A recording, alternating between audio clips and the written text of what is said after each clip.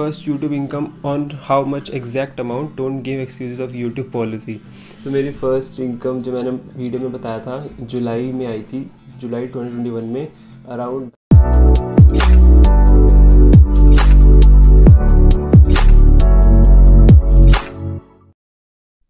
Hey guys, welcome back to my channel. I am your friend Shubham Manoj, CA intermediate student. Third episode है ये ask me anything का, जिसमें मैं अपने 20 के स्पेशल Q&A करने वाला हूँ, जो आपने क्वेश्चंस पूछे थे।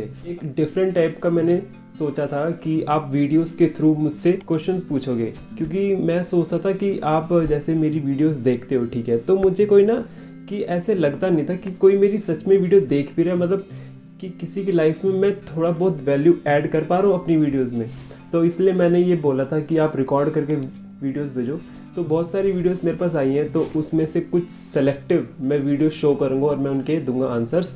एंड मैं भी समझ सकता हूँ कि कोई स्टूडेंट होता है कि जिसको वीडियोस बनाने में कि कंफर्टेबल नहीं है, तो उसके लिए मैंने इंस्टाग्राम पर भी मैंने एक स्टोरी डाली थी कि आप वहाँ भी पूछ सकते हो। तो मैंने वहाँ से भी बहुत सारे क्वेश्चंस पिक करें। तो अप्रॉक्स मैंने 40 to 45 क्वेश्चंस पिक किए हैं, तो उनका मैं जल्दी से जल्दी आंसर दूंगा। First of all a very congratulation for 20K। मेरा क्वेश्चन ये है कि जैसे आपके घर पे कोई आपका सब्सक्राइबर आके आपको आवाज़ दे, तो आपका रिएक्शन क्या होगा? जैसे कि आपको कैसा लगेगा कि आपके घर के नीचे आपका कोई सब्सक्राइबर आके आपको बोले कि शुभम सर आप। तो इनका नाम है सुधांशु।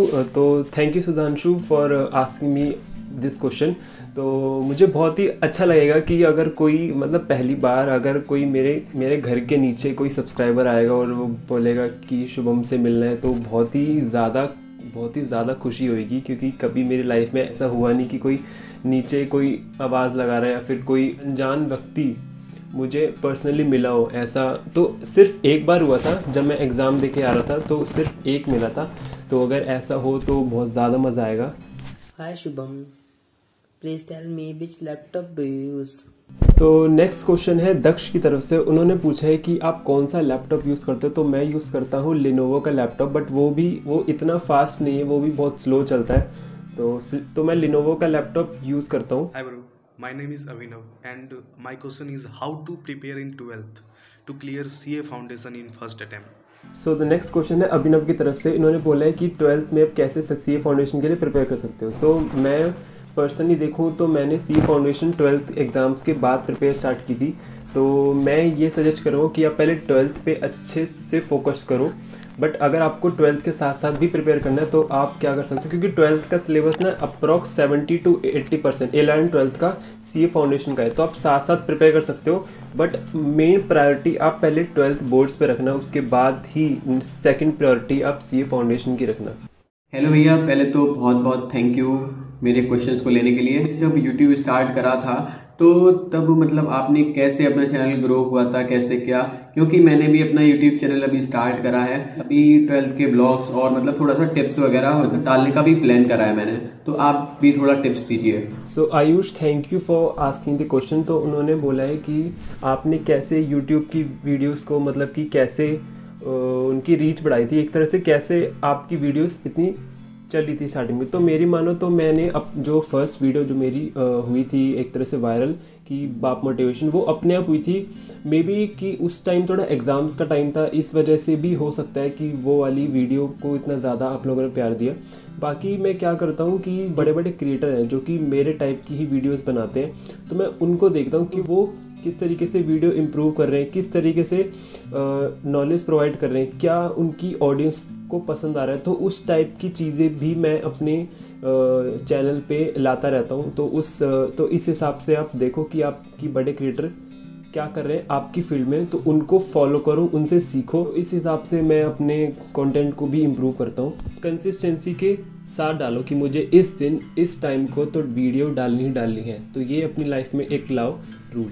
कि अभी मैं 12th क्लास में हूँ और मुझे कोचिंग लेना है, तो क्या अनअकैडमी बेस्ट रहेगा या फिर मैं CA फाउंडेशन सिर्फ YouTube से क्लियर कर सकता हूँ?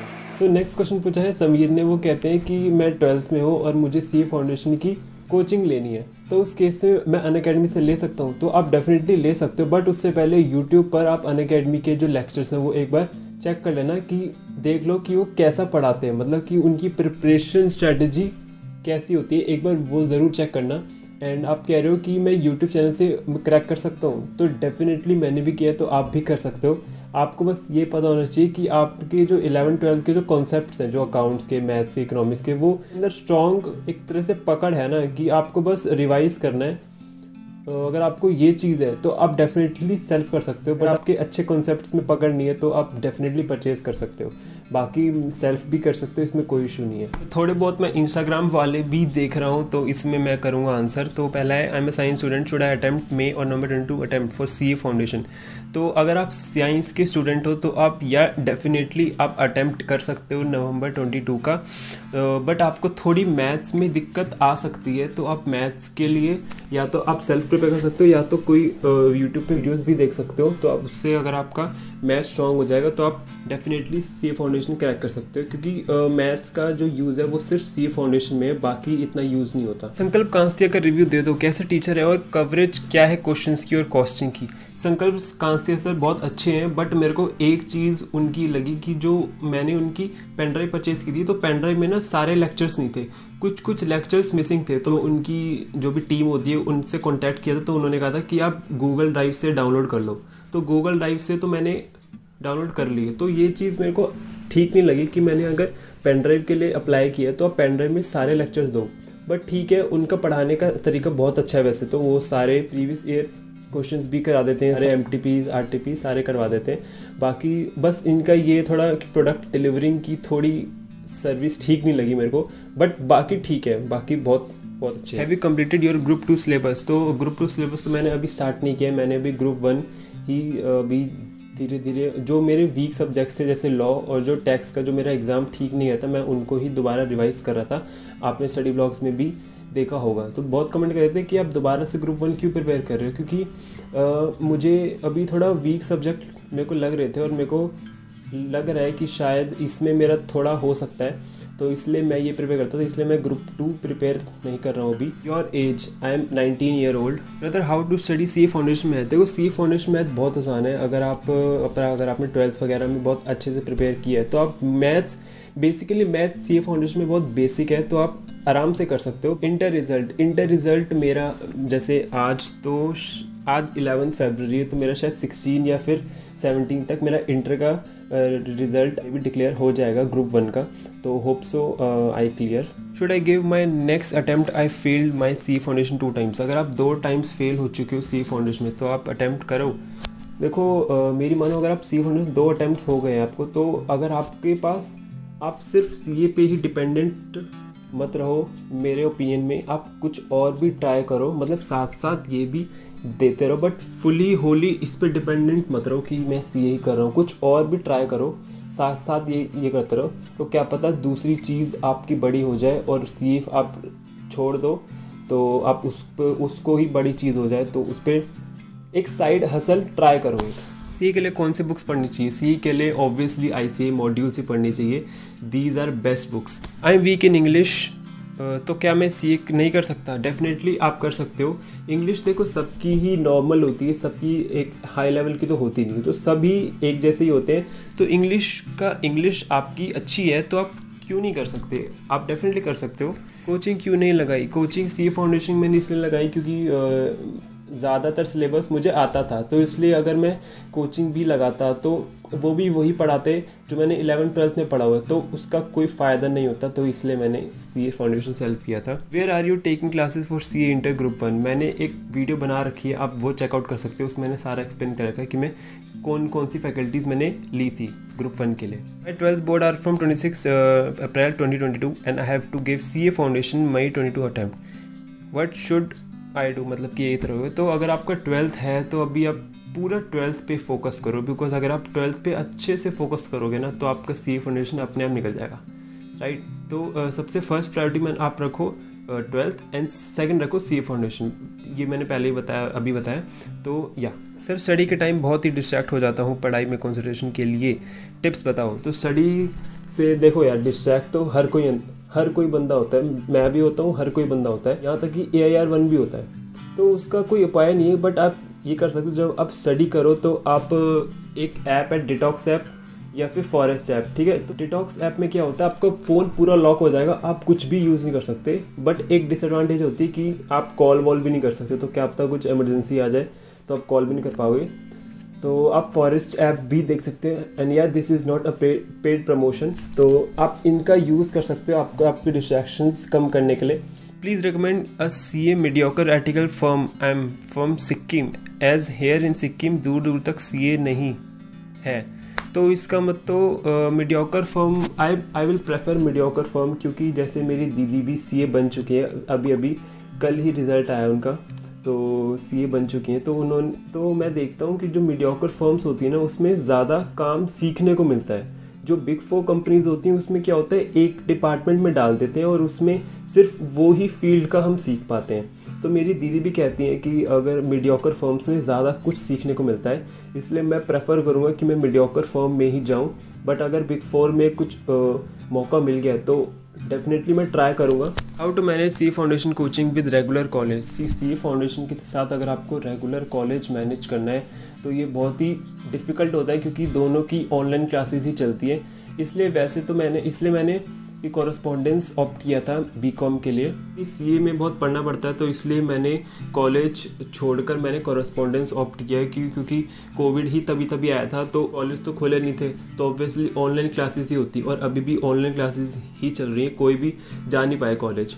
तो इसलिए मैं सोचा कि मैं कॉरेस्पॉन्डेंस ऑप्ट करके अपना टाइम भी बचा सकता हूँ और अपनी साइड हसल भी स्टार्ट कर सकता हूँ। Share your foundation result. भाई मैंने फाउंडेशन रिजल्ट शेयर किया हुआ है आपके साथ, मैं वीडियो दे दूंगा यहाँ पर। Should I go for CA में और CA प्लीज़ रिप्लाई शुभम। तो CA में का तो मेरे को नहीं पता, बट मेरे को ये पता है कि CA में जो होता है वो कॉस्टिंग सब्जेक्ट, जो CA में हम कॉस्टिंग सब्जेक्ट पढ़ते हैं उसका एक वाइड वर्जन होता है, मतलब उसमें पूरा आता है। CA में एक तरह से अगर आपको कॉस्टिंग में इंटरेस्ट है ना, तो आप CA में जा सकते हो, right. How to increase your productivity and more concentrate on studies. तो प्रोडक्टिविटी इंक्रीज़ करने के लिए मैंने वीडियोज़ में बताया कि आप टू डू लिस्ट बनाओ। इससे क्या होता है, टू डू लिस्ट से ना आपकी माइंड जो है ना क्लियर हो जाता है कि मेरे को आज क्या क्या करना है, और जैसे जैसे आप उस चेक करते हो ना, उसको टिक करते हो, तो एक अलग लेवल की सेटिस्फेक्शन मिलती है। तो आप टू डू लिस्ट बनाओ सबसे अगर जिस दिन आप टू डू लिस्ट बनाओगे ना, उस दिन देखना आपकी प्रोडक्टिविटी कितनी बढ़ जाएगी। और अगर आपकी प्रोडक्टिविटी बढ़ी तो टैग करके ज़रूर बताना मेरे को इंस्टाग्राम स्टोरी पे। First YouTube income on how much exact amount, don't give excuses of YouTube policy. तो मेरी फर्स्ट इनकम जो मैंने वीडियो में बताया था जुलाई में आई थी, जुलाई 2021 में अराउंड 9,000 के आसपास आई थी first income. What are the important topic of maths, stats and LR, how to clear that. तो मेरे हिसाब से इम्पॉर्टेंट टॉपिक्स हैं मैथ्स में, मेरे ख्याल से TVM time value of money हो सकता है, एंड परम्यूटेशन एंड कॉम्बिनेशन। ये दो टॉपिक्स मेरे हिसाब से बहुत इंपॉर्टेंट है, क्योंकि ज़्यादा वेटेज के आते हैं। स्टडी में ऑलवेज मोटिवेटेड कैसे रहें। तो देखो 100% तो कोई भी मोटिवेटेड नहीं रह पाता, बट मैंने एक फोल्डर बना रखा है जिसमें क्या होता है कि जैसे जो मैंने रिच डैड पुअर डैड पढ़ी थी, या फिर how to win friends and influence जो मैं पढ़ रहा हूँ, उनके मैं नोट्स बना रखे हैं। तो नोट्स पढ़ के ना थोड़ा एक तरह से मोटिवेशन मिलता है। और मतलब जो मेरे गोल्स हैं, जो मेरे 5 से 10 साल तक के जो मेरे गोल्स हैं, वो मैंने एक पेपर पे लिख रखे हैं, जो मैंने यहाँ लिख रखे हैं यहाँ पे। तो मैं दिखाऊंगा नहीं, बट मैंने लिख रखे हैं। तो इनको हर दिन सुबह उठ के देखा करो कि मेरे क्या गोल्स हैं, तो उससे अलग लेवल का मोटिवेशन मिलेगा। How to write the answer in law, can we write in our language, and how you wrote the answer exam. So basically law में क्या होता है, लॉ में जो प्रोविजंस होते हैं ना, जो हेडिंग्स होती है, वो मॉड्यूल की अगर आप एग्जैक्ट लिखोगे तो ज़्यादा बेनिफिट मिलेगा। क्यों? क्योंकि जो चेकर होता है उनको भी एक गाइड दी जाती है कि जो भी टॉपिक्स होते हैं, जो भी हेडिंग्स होते हैं, वो सिर्फ चेक करते हैं कि हाँ बच्चे ने ये हेडिंग्स लिखी हुई हैं तो ठीक है मार्क्स दे दो। अंदर का मैटर आप अपने आप लिख सकते हो।